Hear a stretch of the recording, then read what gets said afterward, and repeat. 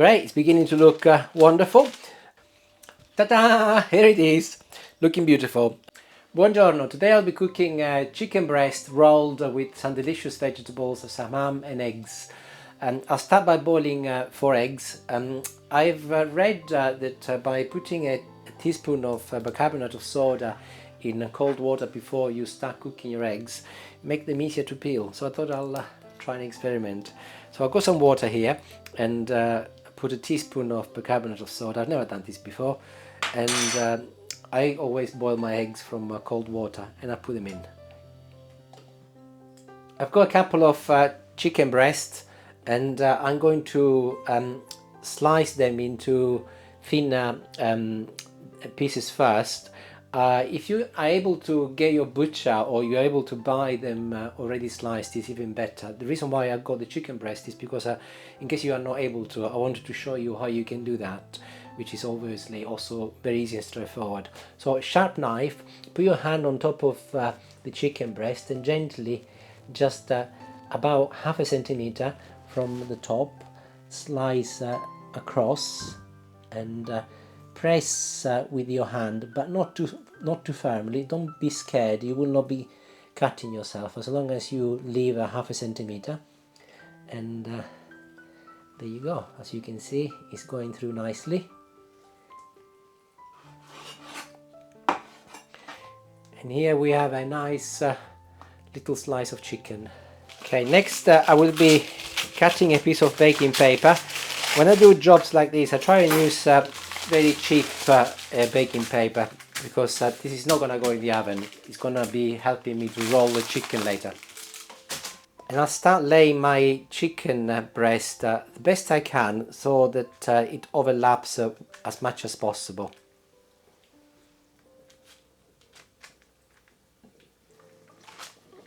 There. Try and compact it as much as you can with your hands. Obviously, if you were to buy these slices of chicken, or you can also use turkey by the way, it would be a lot easier. I have cut these, so they're a little bit all over the place, but they will be fine. Great, we put the chicken on one side for the time being. The eggs have been cooking for a good 12 minutes. I'm going to get rid of the hot water now. I've rinsed them 2 or 3 times under cold water. I filled up with cold water and I'll leave them in there now for most probably 5 to 10 minutes to cool down. In the meantime, I'll get on with the next part of the recipe. I will be chopping a clove of garlic. I'll put some olive oil in a frying pan. I add my garlic and I put it on a hot hob. While I wait, I have a sip of my spiced ginger tea in my new Tortellino mug.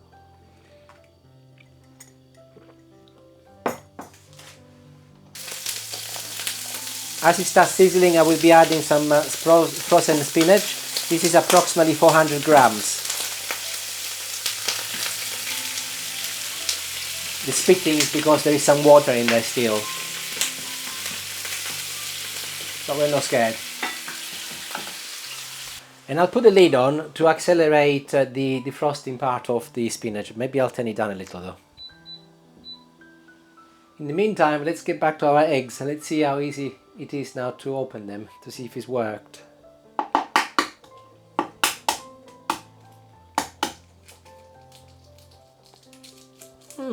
Not too bad. Not too bad. Easy enough, yes, I can see it's worked.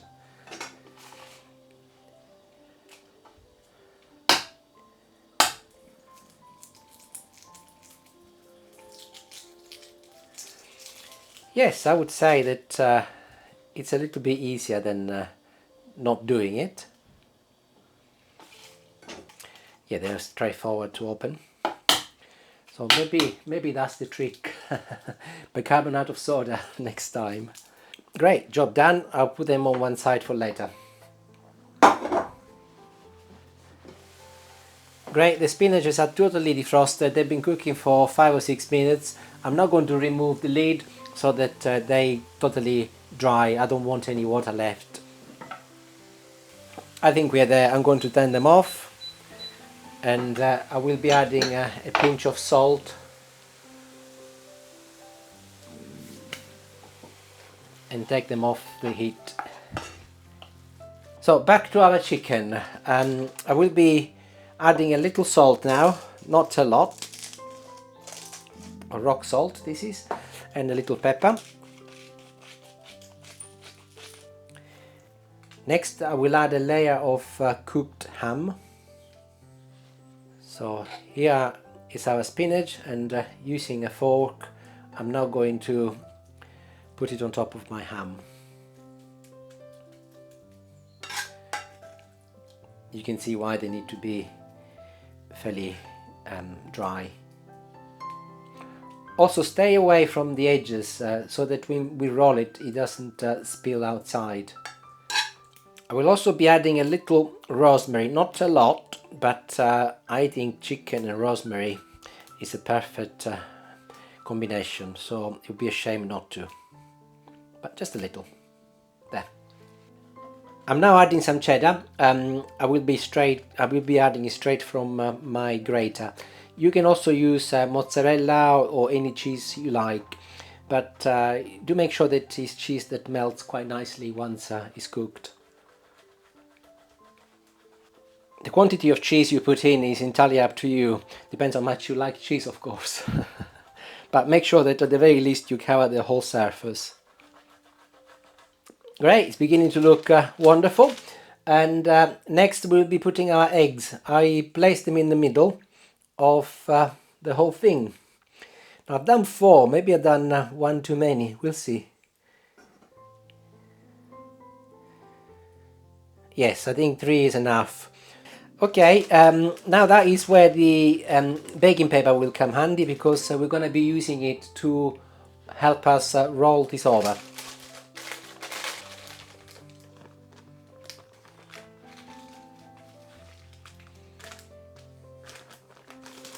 As you can see, there is still some water coming out, so I will allow that to come out because it will get in the way otherwise. And there it is. I've done a little tidy up as well in the meantime. I have to be honest, it wasn't as easy as I thought it would be, but most probably if you were to buy the chicken breast already sliced, it would be a lot easier. Mine were a little bit all over the place. So I'll try and tied it with some string, because this will have to go in the oven. I'm not sure how successful I will be, but I'll give it a good shot. I thought I'll show you what I do, or what I'll try and do. I will put a piece of string on the side first, and I do just a normal straightforward knot at the end, nothing too tight at this stage. Leave a longer piece at the end when you start. Without lifting it, place the string underneath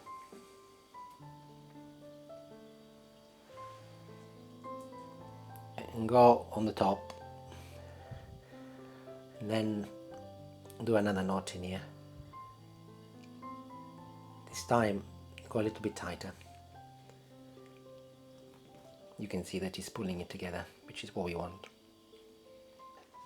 And then quite simply start feeding it underneath, go on top, and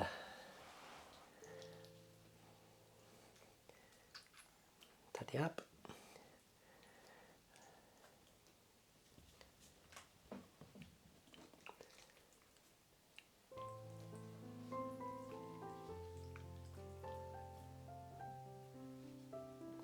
As you go through each time, just pull it so that it starts coming together, and then you go back on yourself. And I'm now back where I started, so I'll cut it, and my original piece is here, and I'll just do a couple of quick knots.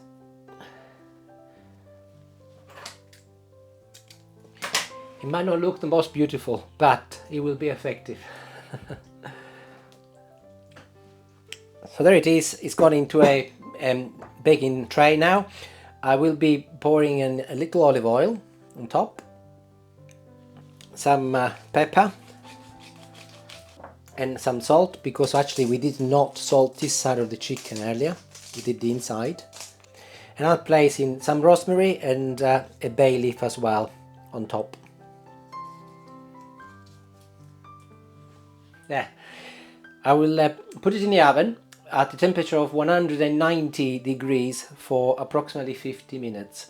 Halfway through, I'll put some white wine on top, and that will of course evaporate, and it should be ready in 50 minutes. However, as I'm turning the oven on, I will wait as I want to do some potatoes, so that I make the most of my electricity. So I'll see you in a little while. I wasn't going to video this part, and then as I was peeling my vegetables I thought, why not? So I'm going to show you what I'm going to be doing with my potatoes, actually, because it's not just the potatoes. I got some potatoes, a carrot, red onion, some garlic, and some rosemary. So I will put this on one side. I'll chop the potatoes. I will do them into little wedges, and I put them in a bowl.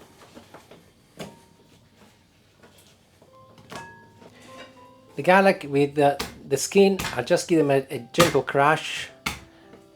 Then the carrot, I like doing it into long strips like this, diagonally. I think they look very nice. There, they look quite pretty. And we add them to the potatoes. Then the onion, I will cut this into very large chunks, as it's going to be in the oven for a while. And in they go. And last is the rosemary. I'll put some olive oil.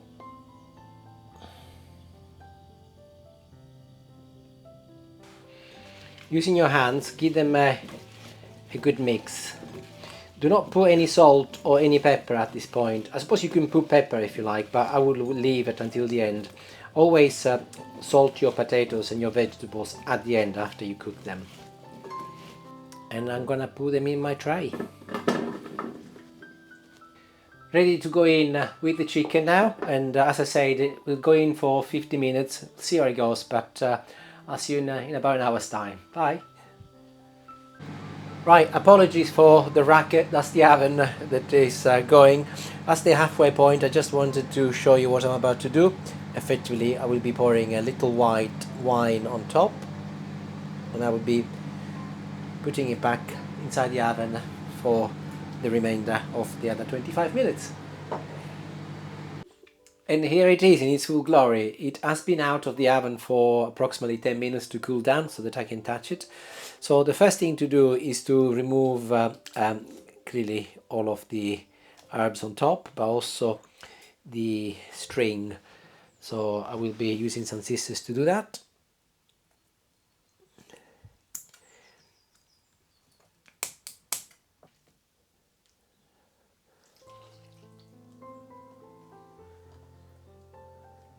Having removed the string, I've placed it on my chopping board, which I have thoroughly cleaned since I've last used it, and I will now be slicing. I'm gonna use actually a steak knife for this job.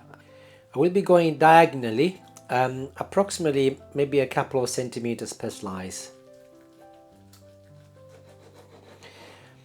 As it has cooled down, it's also much easier to cut into it. I have to say, there is a great smell coming up, even if I've got a cold. Do take your time in cutting it, because this is what is going to make it really pretty.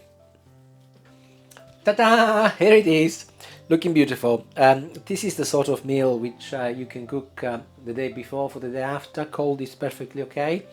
If you got some friends coming around, for example, ideal sort of dinner. And it is also lovely hot, of course, but I think cold might taste a little bit nicer. I will try a little. It's cold now anyway, so I can just pick a bit from the end.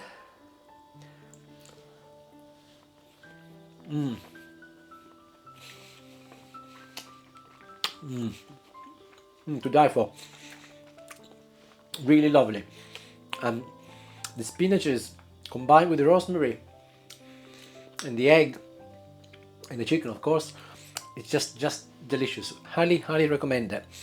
I'll try a carrot. Why not? Nice and crunchy. And what I like about carrots and the potatoes together, especially with the onion, is that they add an element of sweetness to the whole thing. And if you haven't tried carrots and potatoes and onion before, try them and put some rosemary and olive oil as I've done before, salt at the end, and you will see what I mean. Okay, well, great. Thank you very much for watching the video, if you watched to the end, and hope you make it, and if you do, enjoy it. Ciao for now. See you later. Bye.